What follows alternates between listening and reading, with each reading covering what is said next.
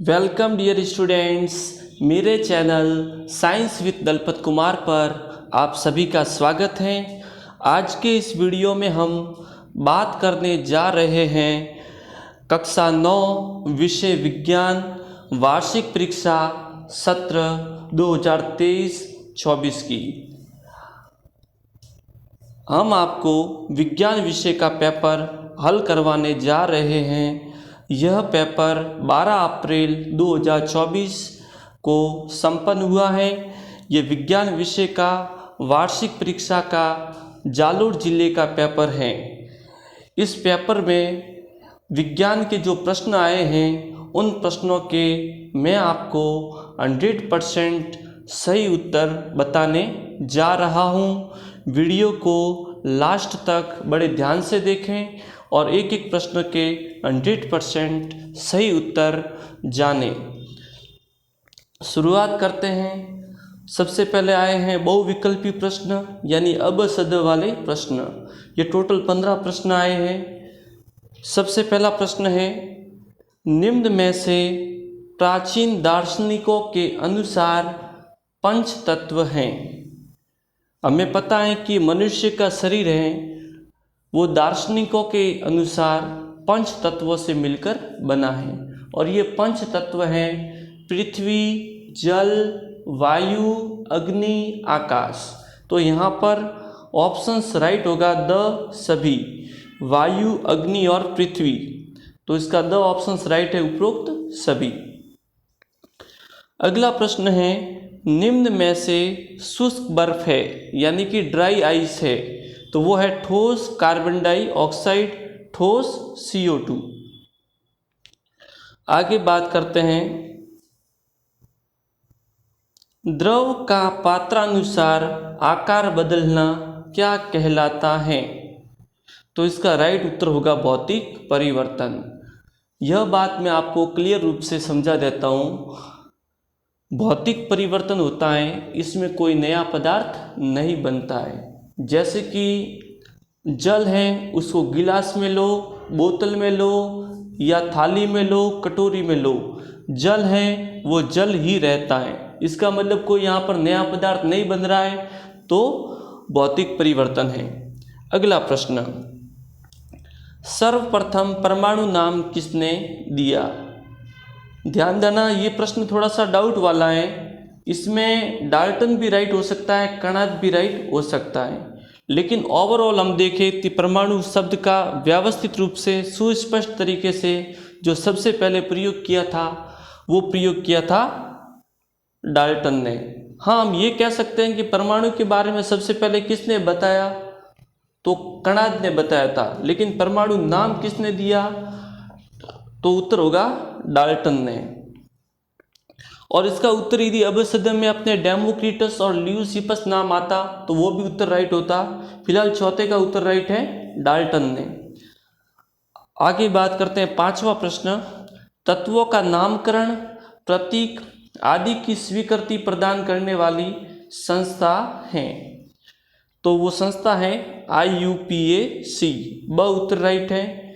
और IUPAC का पूरा नाम international union of pure and applied chemistry या international union for pure and applied chemistry. ये संस्था तत्वों का नामकरण और प्रतीक आदि की स्वीकृति प्रदान करती है। छठा प्रश्न है, जीवित कोशिका की खोज की? तो इसका राइट उत्तर है ल्यूवेनहॉक ने। ध्यान देना, यहाँ पर प्रश्न क्या दिया हुआ है? जीवित कोशिका की खोज की। तो जीवित कोशिका की खोज की थी ल्यूवेनहॉक ने, उत्तर द राइट है। यदि सिंपल पूछते कोशिका की खोज किसने की तो हम लिखते रॉबर्ट हुक, लेकिन यहाँ पर इसका राइट उत्तर है द ल्यूवेनहॉक। वस्तु के वेग में परिवर्तन की दर को कहते हैं। तो इसका राइट उत्तर है सत्वरण। निम्न में से चाल का मात्रक है। हमें पता है चाल बराबर दूरी बटे समय, ये तो हो गया इसका सूत्र, और इसका मात्रक होगा मीटर प्रति सेकंड। अगला प्रश्न, नौवां प्रश्न, एक निश्चित दिशा में चाल को हम कहते हैं। तो इसका राइट उत्तर होगा वेग। निश्चित दिशा में यदि दूरी तय करते हैं उसको क्या कहते हैं? विस्थापन। लेकिन यहाँ पर क्या कहा है? निश्चित दिशा में चाल को हम क्या कहेंगे? वेग। 10वां प्रश्न, जड़त्व का नियम कहलाता है गति का प्रथम नियम। तो स इसका राइट है। आगे बात करते हैं, निम्न में से कुक्कुट की प्रजाति है। तो इसका राइट उत्तर होगा लेगहॉर्न। जबकि कटला है, रोहू है, मृगल है, ये सब मछली की प्रजातियां हैं। जबकि लेगहॉर्न ये किसकी प्रजाति है? कुक्कुट की। ध्यान देना, जैसे कि लेग, मुर्गी के अंदर लेग होते हैं और मुर्गी क्या बजाती है? हॉर्न बजाती है। हॉर्न बजाती है यानी सुबह सुबह हमें कौन उठाती है? मुर्गी उठाती है। तो लेग हॉर्न यानी ये कुक्कुट यानी मुर्गी की प्रजाति है। 12वां सवाल, निम्न में से कार्य का या ऊर्जा का मात्रक है। तो हमें पता है कार्य का मात्रक जूल और ऊर्जा का मात्रक भी जूल। इसका एक ट्रिक है काजू, यानी कार्य का मात्रक जूल। कुछ एक प्रश्न ऐसे आए हैं जो कंफ्यूजन वाले प्रश्न हैं, जो कि हम कह सकते हैं प्रिंटिंग में कोई न कोई गलती है। जैसे कि 13वां प्रश्न, शक्ति का व्यावसायिक मात्रक है। ध्यान देना, यहाँ पर शक्ति की जगह नाम आना चाहिए था विद्युत ऊर्जा, और विद्युत ऊर्जा का व्यावसायिक मात्रक है किलोवाट घंटा, जिसे हम यूनिट भी कहते हैं। तो यहाँ पर इस प्रश्न में ये गलती है कि शक्ति की जगह क्या आना चाहिए था? विद्युत ऊर्जा। यानी इस प्रश्न में आपको बोनस नंबर मिल सकते हैं। यदि सिंपल सवाल आया होता कि शक्ति का मात्रक है तो आप लिखते वाट। फिर आगे बात करते हैं, निम्न में से ध्वनि का मात्रक है। ध्यान देना, इस प्रश्न में सिंपल प्रश्न पूछा है तो ध्यान देना, बड़े ध्यान से इसको देखना। ये भी कन्फ्यूजन वाला प्रश्न है। जिन प्रश्नों के ऊपर मैंने डॉट लगाया वो कन्फ्यूजन वाला प्रश्न है। यदि मैं प्रश्न के हिसाब से बात करूं कि ध्वनि का मात्रक है, हमें पता है ध्वनि क्या होती है? एक ऊर्जा होती है, और ऊर्जा का मात्रक क्या होता है? जूल। यदि इस प्रश्न में कोई गलती यदि नहीं है तो ध्वनि का मात्रक होगा जूल। और मान लेते हैं इस प्रश्न में यदि मिसप्रिंट है कि ध्वनि की प्रबलता का मात्रक पूछा है तो लिखेंगे डेसिबल, और ध्वनि की आवृत्ति का मात्रक पूछा है तो क्या लिखेंगे? हर्ट्ज। यानी इस प्रश्न में या तो जूल उत्तर राइट होगा या फिर आपको बोनस नंबर मिलेगा। अगला है 15वां प्रश्न, चमगादड़ द्वारा रात्रि विसरण में ध्वनि उत्पन्न की जाती है। ये भी कंफ्यूजन वाला प्रश्न है। कैसे? हमें पता है कि जब चमगादड़ रात के अंदर उड़ता है तो उसको दिखाई तो नहीं देता वैसे भी, तो उसके मुख से जो ध्वनि निकलती है वो होती है पराध्वनि। यानी चमगादड़ द्वारा जो ध्वनि उत्पन्न होती है वो तो कौन सी है? पराध्वनि। और जब वो पराध्वनि आगे जाकर के इससे टकराती है और वापस आती है तो उसे हम कहते हैं परावर्तित ध्वनि।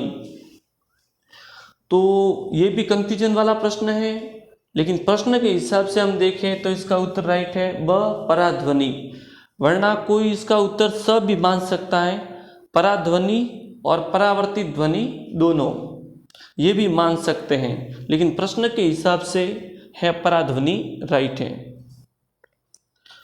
अगला प्रश्न, ये आगे रिक्त स्थान वाले प्रश्न जो कि 8 है। 15 अबसदों वाले प्रश्नों के उत्तर मैंने 100% सही बताए हैं। उसके बाद में अब 8 है रिक्त स्थान। पहला रिक्त स्थान, वह न्यूनतम तापमान जिस पर ठोस पिघलकर द्रव में बदले पदार्थ का गलनांक कहलाता है। क्या कहलाता है? गलनांक। और यहाँ पर गलनांक लिखा हुआ आया है, यानी यहाँ पर प्रश्न का उत्तर भी लिखा हुआ आया है, यानी मिसप्रिंट हुआ है।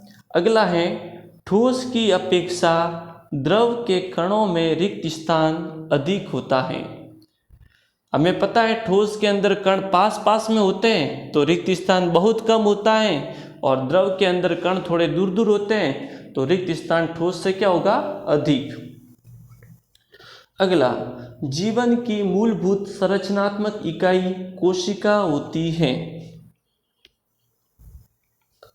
चौथा है, गति का सबसे साधारण प्रकार सरल रेखीय गति है। सबसे नॉर्मल टाइप हम क्या कहेंगे? सरल रेखीय गति। अगला, संवेग का एसआई मात्रक है, क्या है? किलोग्राम मीटर प्रति सेकंड। क्योंकि हमें पता है संवेग बराबर होता है द्रव्यमान गुणा वेग, तो द्रव्यमान का मात्रक तो हो गया किलोग्राम और वेग का मात्रक हो गया मीटर प्रति सेकंड। छठा है, पृथ्वी की अपेक्षा चंद्रमा पर वस्तु का भार मात्रा होता है।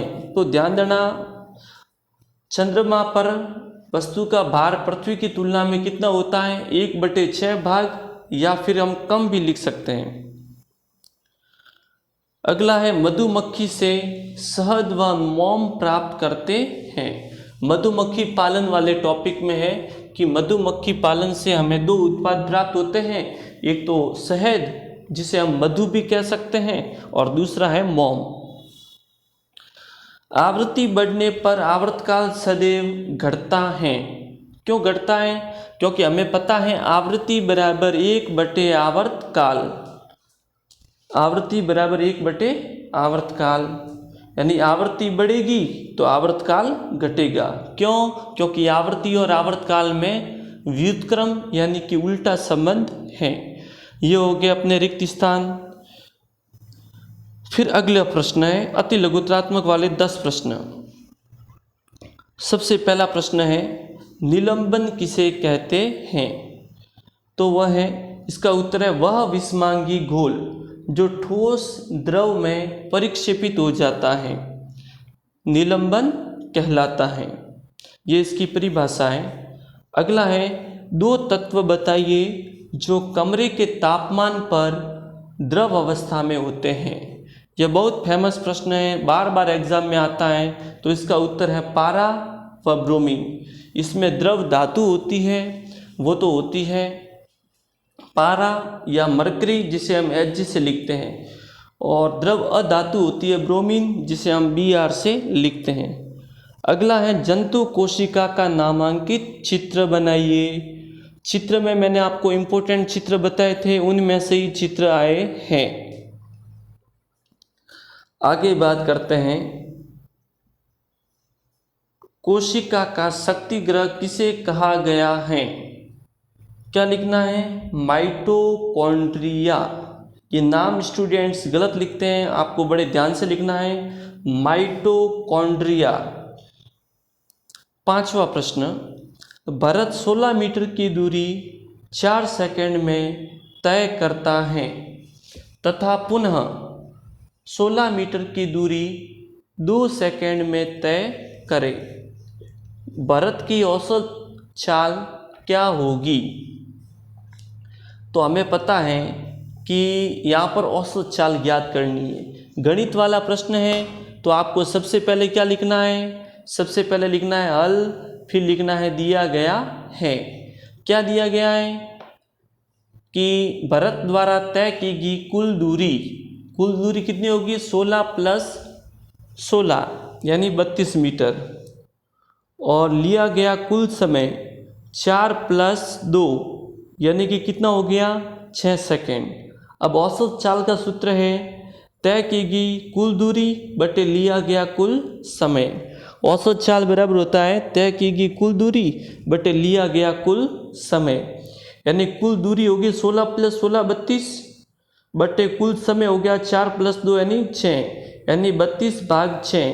तो औसत चाल आ जाएगी 5.33 मीटर प्रति सेकेंड। अगला है, गुरुत्वीय बल किसे कहते हैं? तो इसका उत्तर बिल्कुल सिंपल है, पृथ्वी वस्तुओं को अपनी ओर आकर्षित करती है, इस आकर्षण बल को गुरुत्वीय बल कहते हैं। अगला है 7वां प्रश्न, मिश्रित कृषि किसे कहते हैं? मिश्रित कृषि को या मिश्रित फसल को बात सेम टू सेम है। इसमें दो अथवा दो से अधिक फसलों को एक साथ ही एक खेत में उगाते हैं, जैसे कि गेहूँ प्लस चना, गेहूँ प्लस सरसों अथवा मूंगफली प्लस सूर्यमुखी। इससे हानि होने की संभावना कम हो जाती है, क्योंकि एक फसल नष्ट हो जाने के बाद भी फसल उत्पादन की आशा बनी रहती है। अगला है न्यूट्रॉन की खोज किसने की? राइट उत्तर है जेम्स चैडविक ने। अगला है प्लाज्मा किसे कहते हैं? ध्यान देना, प्लाज्मा पदार्थ की अवस्था वो नहीं पूछा है, इसमें प्लाज्मा पूछा है रक्त वाला। तो रक्त के तरल अधात्री भाग को प्लाज्मा कहते हैं। अगला है ईसीजी का पूरा नाम लिखिए। तो पूरा नाम है इकोकार्डियोग्राफी। इकोकार्डियोग्राफी। मैंने 9th क्लास के विज्ञान विषय के लिए एक वीडियो बनाया था। उसमें मैंने कहा था कि 80% से लेकर 100% तक सवाल इसमें से ही आएंगे और 80 से 100% के बीच में सवाल उस वीडियो में से ही आए हैं। प्रत्येक प्रश्न 3 अंक का है। चौथा प्रश्न, द्रव्यमान संरक्षण का नियम सप्रयोग समझाइए। एकदम सिंपल प्रश्न है। द्रव्यमान संरक्षण का नियम ये क्या कहता है कि किसी भी रासायनिक अभिक्रिया में द्रव्यमान का न तो निर्माण होता है और न ही विनाश होता है। इसमें हम क्या करते हैं, जैसे कि इसमें कोई भी प्रयोग है हम समझा सकते हैं कि हम क्या करते हैं, कुछ रसायन लेते हैं, उनका ग्रुप होता है X और दूसरे रसायन का ग्रुप होता है Y। इसमें हम क्या करते हैं, रसायन फर्स्ट और रसायन फर्स्ट के ग्रुप को मिलाते हैं आपस में। जैसे मैं कहता हूँ सिंपली तौर पे समझाऊँ तो हमने क्या बनाया, 2 ग्रुप बनाए, एक ग्रुप X बनाया, एक ग्रुप बनाया Y। इसमें X ग्रुप में हमने केमिकल लिए, उनको हमने क्या कर दिया, आपस में मिलाकर विलयन बना दिया। और फिर हमने क्या कर दिया, Y ग्रुप में जितने भी केमिकल है, 2-3 केमिकल है, उनको जोड़कर क्या बना दिया, विलयन बना दिया। इन दोनों विलयनों को अलग अलग 10 ml विलयन में 10 ml जल के अंदर हमने घोल दिया। अब हम क्या करेंगे, दोनों को हम एक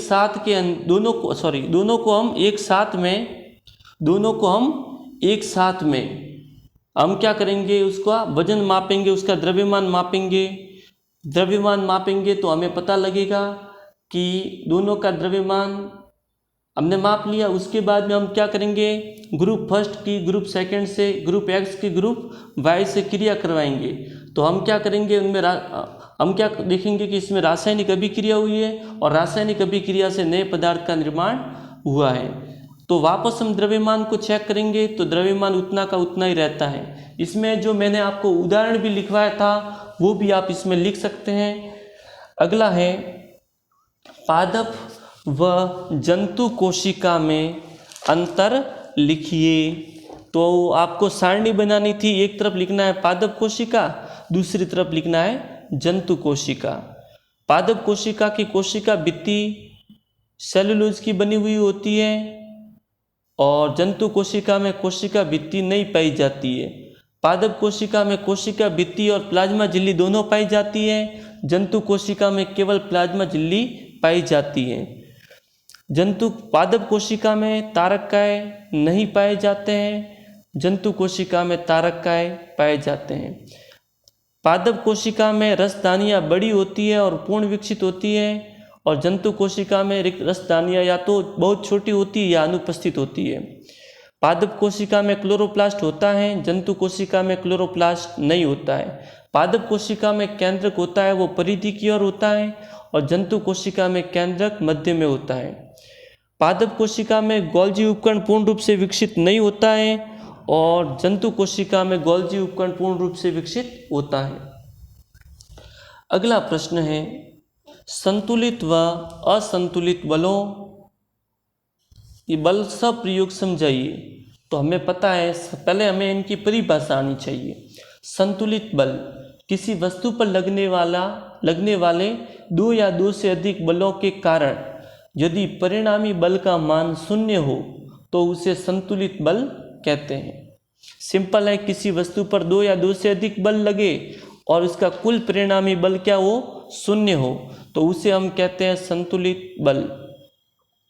इसका हम उदाहरण ये समझा सकते हैं, प्रयोग ये समझा सकते हैं कि एक मेज पर रखे हुए एक लकड़ी के गुटके को दोनों तरफ से समान बल लगाकर विपरीत दिशा में खींचा जाता है तो गुटके में कोई गति नहीं होती है। क्यों? क्योंकि इसमें परिणामी बल का मान क्या होता है, 0, इसलिए ये संतुलित बल है। और इसी प्रकार इसका विपरीत हमने लिखना है असंतुलित बल। जब किसी वस्तु पर 2 या 2 से अधिक बल लगे और परिणामी बल का मान 0 नहीं हो तो हम उसे असंतुलित बल कहते हैं। और असंतुलित बल का एक उदाहरण है कि एक मेज पर हम कोई लकड़ी का गुटका रखें और दोनों तरफ से हम भिन्न परिमाण के बल लगाकर विपरीत दिशा में खींचते हैं तो अधिक बल वाली दिशा में वो गुटका है वो खिसकना शुरू करेगा और इस प्रकार परिणामी बल का मान 0 नहीं होगा और वस्तु में परिणामी बल का मान 0 नहीं होगा और यह बल असंतुलित बल कहलाएगा।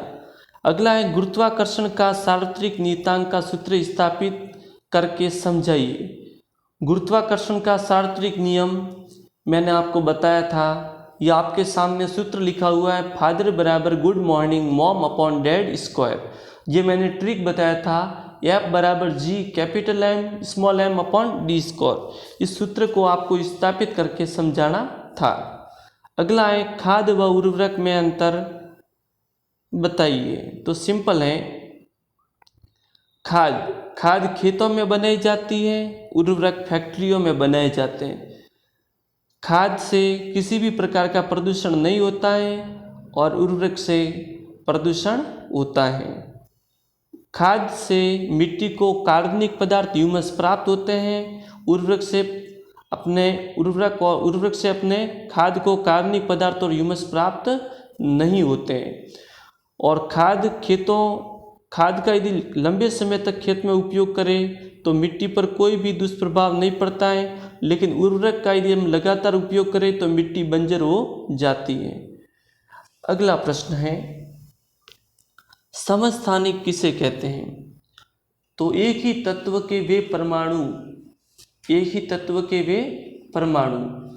जिनके परमाणु क्रमांक या परमाणु संख्या तो समान हो लेकिन द्रव्यमान संख्या अलग अलग हो, उसे हम कहते हैं समस्थानिक। इसके उदाहरण 2 लिखने, 2 कोई भी लिख सकते हो, मैं आपको 3 उदाहरण बता रहा हूँ, आपको इनमें से कोई भी 2 लिखने थे। सबसे पहले हाइड्रोजन के 3 समस्थानिक होते हैं, प्रोटियम, ड्यूटेरियम, ट्राइटियम। और कार्बन के 2 समस्थानिक होते हैं, कार्बन 12 और कार्बन 14। और क्लोरीन के 2 समस्थानिक होते हैं, क्लोरीन 35 और क्लोरीन 37। इनमें से आपको कोई भी 2 उदाहरण लिखने थे। अगला है वह इसके उपयोग लिखिए। उपयोग अपने समस्थानिक के 3 दिए हुए। यूरेनियम के 1 समस्थानिक का उपयोग परमाणु भट्टी में ईंधन के रूप में होता है। कैंसर के उपचार में कोबाल्ट के समस्थानिक का उपयोग होता है। घेंगा रोग के इलाज में आयोडीन के समस्थानिक का उपयोग होता है। अगला है पहले 8 तत्वों के विभिन्न कक्षों में इलेक्ट्रॉन नियम लिखिए। ये भी सवाल मिसप्रिंट। पहले 8 तत्वों के विभिन्न कक्षों में इलेक्ट्रॉनों के वितरण के नियम लिखिए, ये सवाल आना चाहिए था। अब 10वें प्रश्न का उत्तर मैं आपको बताने जा रहा हूँ, बड़े ध्यान से देखें बड़े ध्यान से देखें। यह है 10वें प्रश्न का उत्तर कि परमाणुओं में इलेक्ट्रॉन के वितरण के नियम बोर और बरी ने दिए। टोटल 3 नियम थे। 3 नियम में पहला नियम क्या कहता है, किसी कक्षा में अधिकतम इलेक्ट्रॉनों की संख्या 2n स्क्वायर के सूत्र से ज्ञात की जाती है। और n है कक्षा की संख्या या ऊर्जा स्तर। पहली कक्षा K, दूसरी कक्षा L, तीसरी कक्षा M और चौथी कक्षा कितनी अपने KLMN। पहली में इलेक्ट्रॉन 1, दूसरी में 2, तीसरी में 3 और चौथी में 4।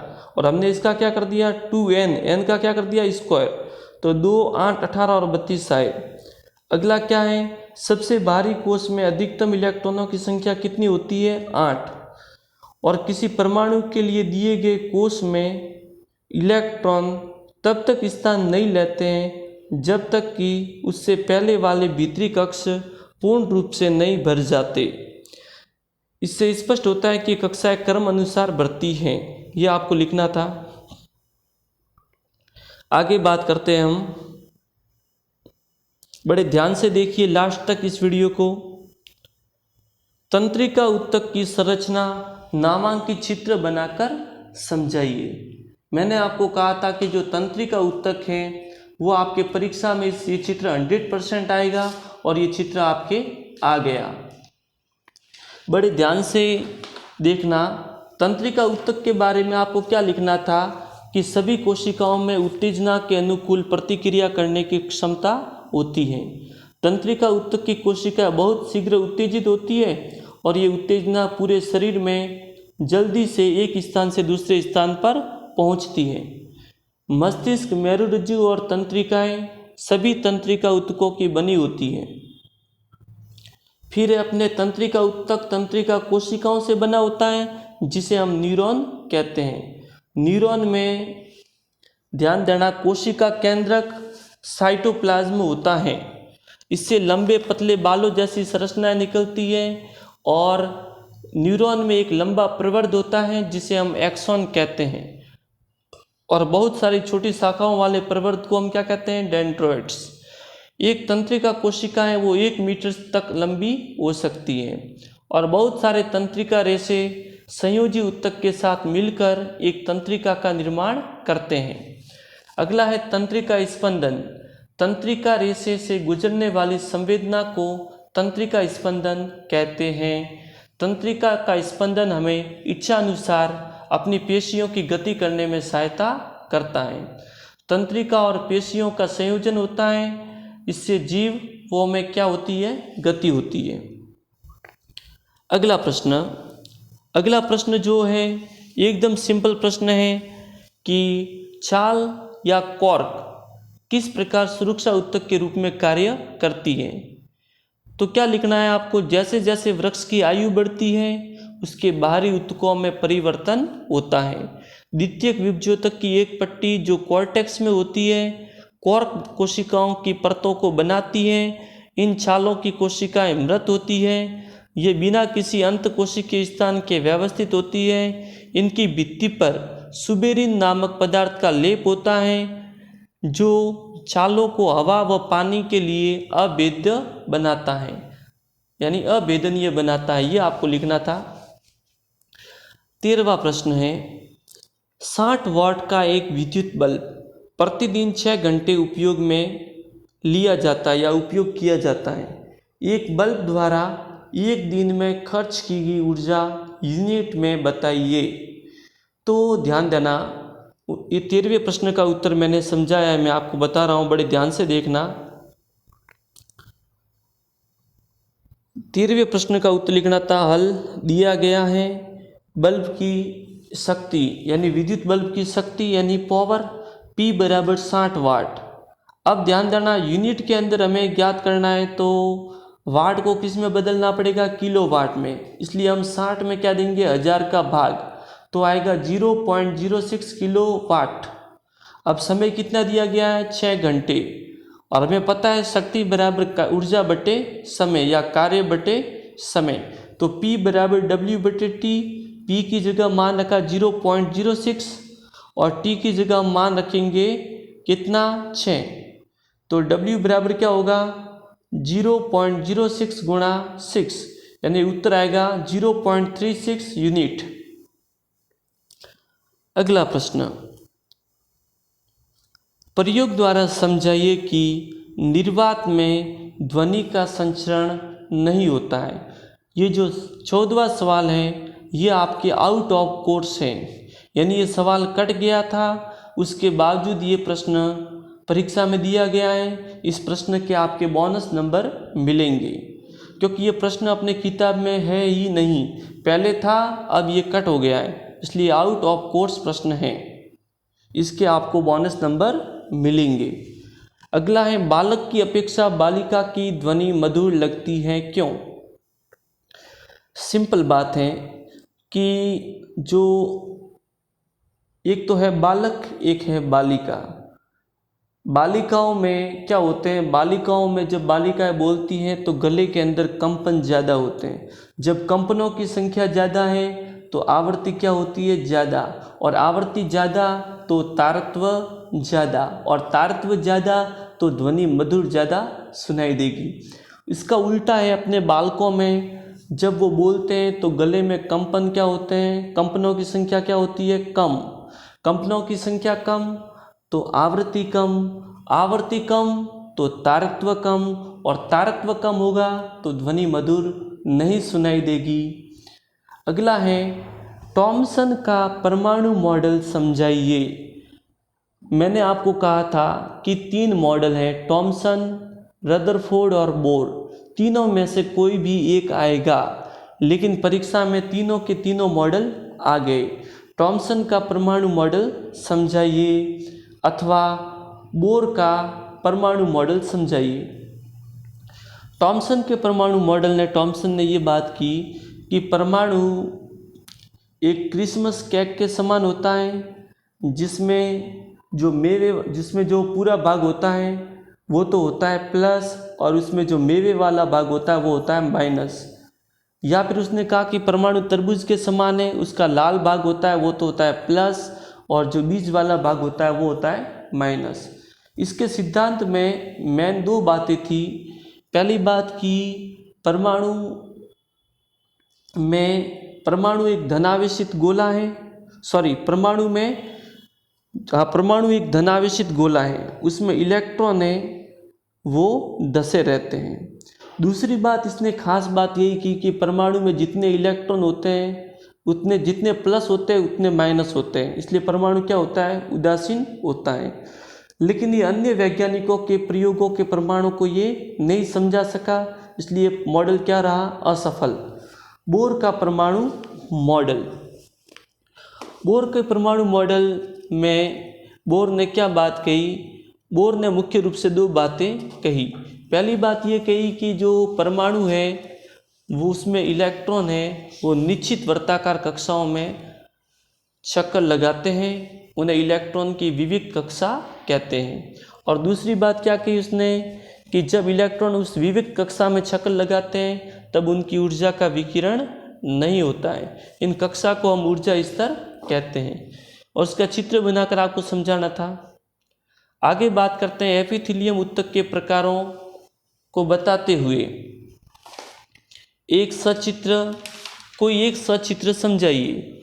एपिथेलियम ऊतक, मैंने आपको इम्पोर्टेंट सवाल में बताया था एपिथेलियम ऊतक, बहुत इम्पोर्टेंट सवाल है एपिथेलियम ऊतक। और इसके प्रकार बताने थे, 5 प्रकार है, सल्की एपिथेलियम, घनाकार एपिथेलियम, स्तंभाकार एपिथेलियम, रोमीय एपिथेलियम, ग्रंथिल एपिथेलियम।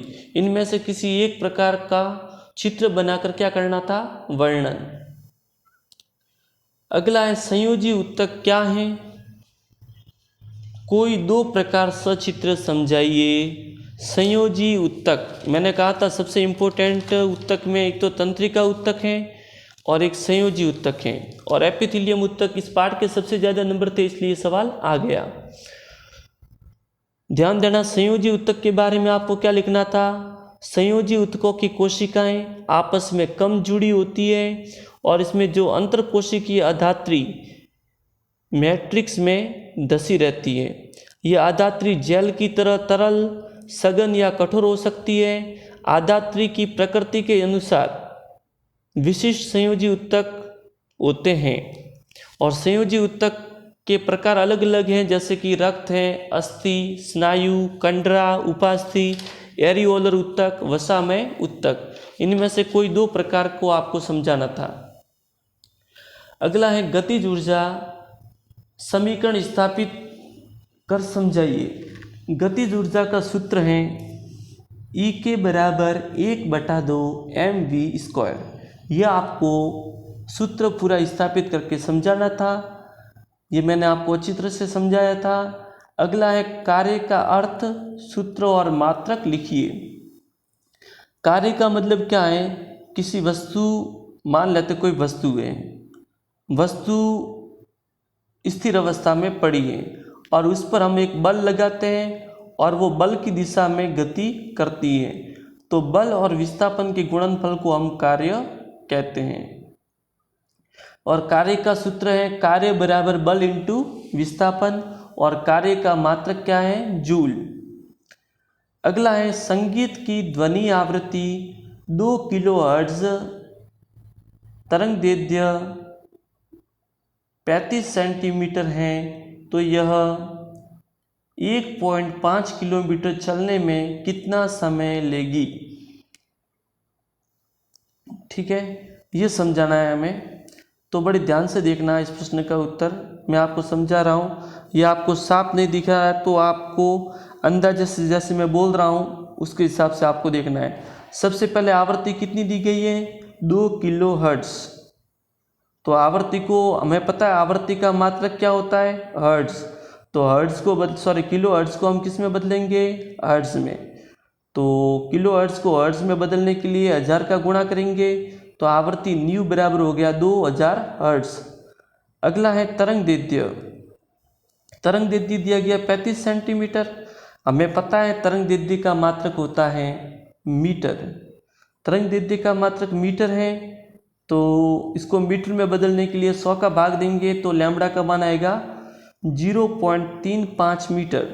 हमें पता है कि तरंग वेग v बराबर लैम्बडा न्यू। हमने ये मान रख दिया इसमें 0.35 गुणा 2000, उत्तर आ गया 700 मीटर प्रति सेकेंड। अब तरंग को 1.5 किलोमीटर दूरी तय करने में लगा समय ज्ञात करना है। तो हमें पता है वेग बराबर दूरी बटा समय। तो इस सूत्र में ध्यान देना 1.5 किलोमीटर को मीटर में बदलने पर, तो 1.5 इंटू 1000 कितना हो गया 1500, और वेग बराबर दूरी बटा समय, वेग कितना आया है 700, तो वेग की जगह मैंने लिखा 700 बटे 1 बराबर दूरी कितनी दी गई है, बोलो दूरी कितनी दी गई है, दूरी दी गई है अपने 1500 मीटर बटे समय t। तो हमने क्या कर दिया, इसका क्रॉस गुणा कर दिया, 700 गुणा t बराबर 1500 गुणा 1, तो t बराबर 1500 गुणा 1 बटे 700, तो आपका जो राइट उत्तर आता है वो आता है t बराबर 2.1 सेकेंड।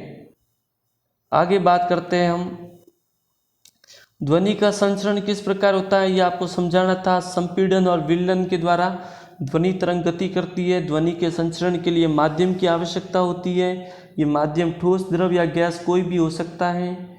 अगले जो 3 प्रश्न हैं, रदरफोर्ड का परमाणु मॉडल अल्फा कणों के प्रकीर्णन के माध्यम से समझाइए। अथवा में सवाल है रदरफोर्ड का परमाणु मॉडल की परिणाम और कमियां लिखिए।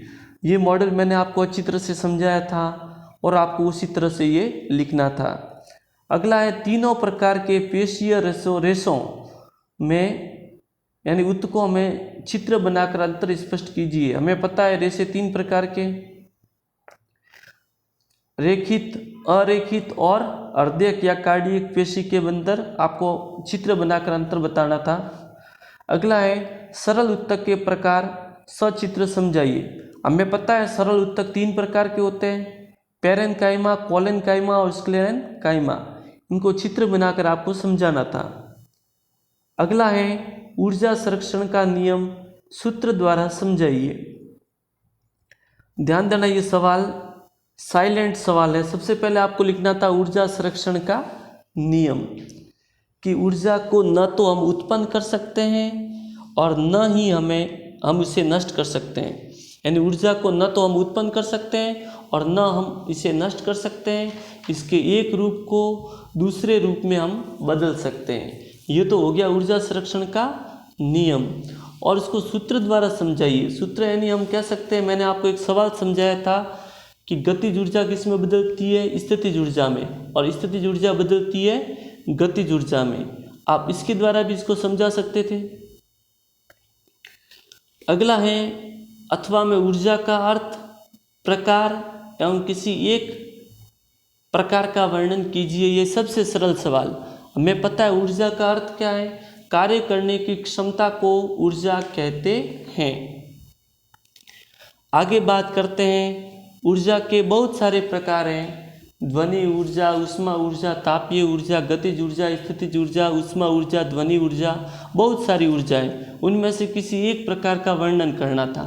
जैसे कि हम गतिज ऊर्जा का भी वर्णन कर सकते थे कि वस्तु में गति के कारण उसमें निहित ऊर्जा को हम गतिज ऊर्जा कहते हैं, और उसके उदाहरण भी आपको लिखने थे, उसका सूत्र लिखना था। इसी प्रकार आपको ये सवाल समझाना था। कुल मिला के पेपर का लेवल है वो मीडियम था। पेपर में कुछ प्रश्न सरल थे, कुछ प्रश्न मीडियम थे और कुछ प्रश्न हार्ड थे। ये प्रश्न पत्र को, इस प्रश्न पत्र यानी विज्ञान के इस पेपर के जितने भी प्रश्न हैं उनके मैंने 100% सही उत्तर बताए हैं। और यदि ये उम्मीद करता हूँ ये वीडियो आपको पसंद आया होगा। यदि ये वीडियो आपको पसंद आया है तो इसे लाइक करें, शेयर करें, कमेंट करें। यदि आप हमारे चैनल पर नए हो तो हमारे चैनल को सब्सक्राइब जरूर करें। इस चैनल पर कक्षा 8, कक्षा 9, कक्षा 10, कक्षा 11 और कक्षा 12, कक्षा 8 से लेकर 10वीं तक तो विज्ञान और कक्षा 11 से लेकर 12 तक बायोलॉजी विषय के पेपर को हल करवाया जाएगा। महत्वपूर्ण टॉपिक को ट्रिक के द्वारा समझाया जाएगा। Thank you very much, best of luck.